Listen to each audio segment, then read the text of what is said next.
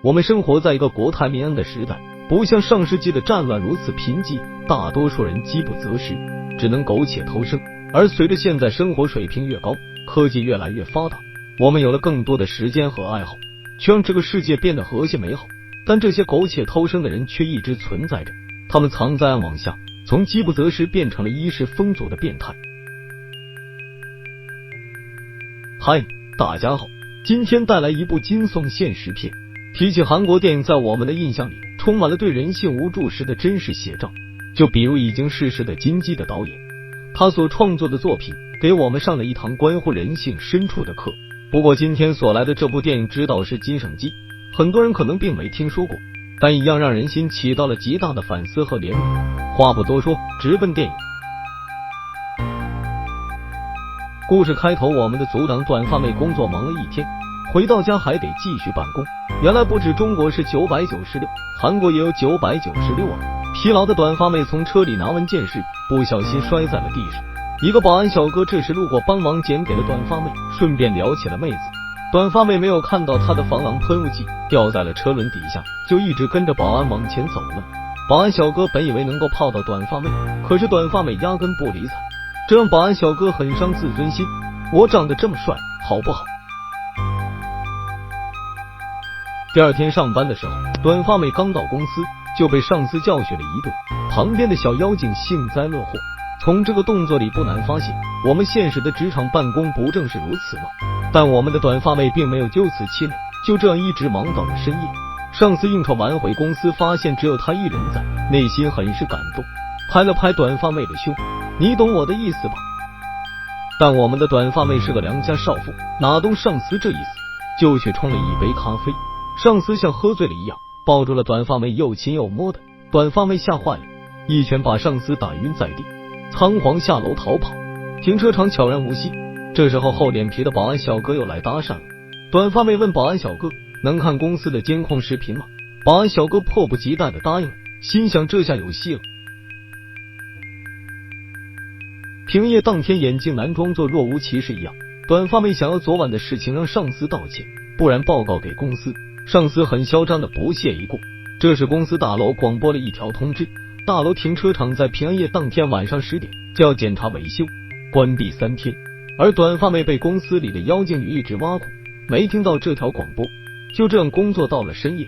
保安小哥打算利用这段时间追到他的短发妹，抱着一种追不到就毁掉的想法，在车上放了高压电，还好没把我们的短发妹烤焦。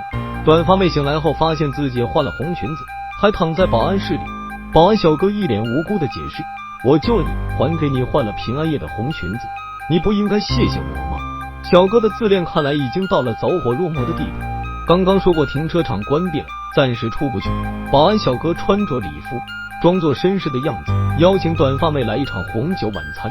就在短发妹和保安小哥喝完酒后，他装作去洗手间的空档，意外发现了保安小哥一直在对他的监控，满满的磁盘里全是他的视频，连他孩子的视频都有，这得多痴情啊！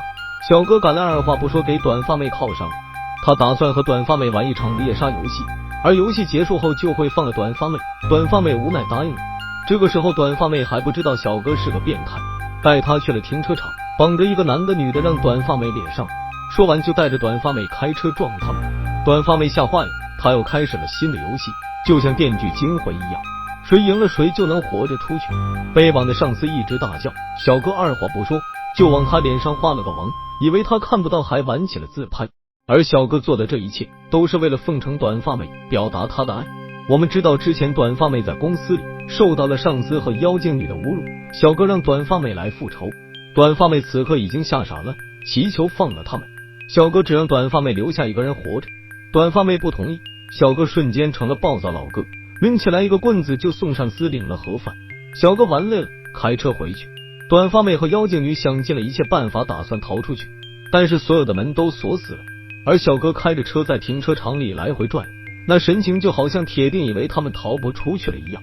小哥这时候回到保安室，打开监控想看看他们跑哪里去了。短发妹这时候逃进了电梯，以为电梯能寻求到外部救援，没想到全在小哥的掌控之中。小哥苦心破口的说道，做了这一切不都是为了你，我是真的好爱你啊。小哥打算在平安夜能够俘获短发妹的心，但短发妹家里还有小孩，谁有闲心陪你在这玩躲猫猫啊？就在小哥看短发妹脚受伤了没有，短发妹搬起了鱼缸，把小哥砸倒在地，逃去找妖精女儿。小哥从地上爬起来，那眼神好像是彻底黑化成了恶魔。而这时金发妹的手机也有了信号，打电话报警的时候，手机却不慎掉落在了栅栏外。外面走来一个醉汉，以为短发妹在开玩笑，而这时小哥也赶了过来。就在这时，一辆警车根据电话信号追踪到了这里，小哥装作若无其事一样掩盖了过去。果然是当一天和尚敲一天钟啊！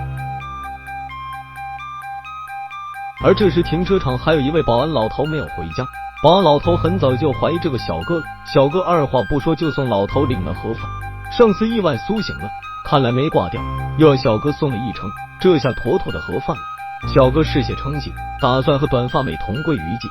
就这样两辆车撞在了一起，金发妹跳下了车，将小哥锁在了车上。此时的小哥还是心有欲念，想要得到他的心。短发妹面无表情的捡起了钥匙走了出去。当故事发展到这，短发妹战胜小哥，终于冲出水面时，镜头一转，后面的暗网组织纹丝不动，他们继续拿这段真实的猎杀视频赚钱，他们继续物色着下一个猎物。短发妹的逃脱不是必然，反而更多的是一个偶然，恰好小哥对他有爱意，恰好他们已经拍够了，恰好他没有发现更多的监控的视频被暗网的人发布了，则迅速在网上发酵。这时我们清晰了，原来金发妹被一个暗网组织盯上了，他们直播真实的真人猎杀。这个题材不是什么标新立异的，美剧里经常提及，但是它整个过程就是以直播的视角来展示，更让人感觉到一种无助。恰好他没有发现更多的端倪，否则他分分钟又重新拖下深水，悄无声息的被灭口。中国电影传递的是邪不压正，香港强调的是法治，美剧则更多表现英雄主义，日剧更关注施害人和受害人的心理创伤，韩剧则在表达普通民众的无助与自救。在揭示普通人无助的同时，他也在强调鼓吹自救的魄力与决心。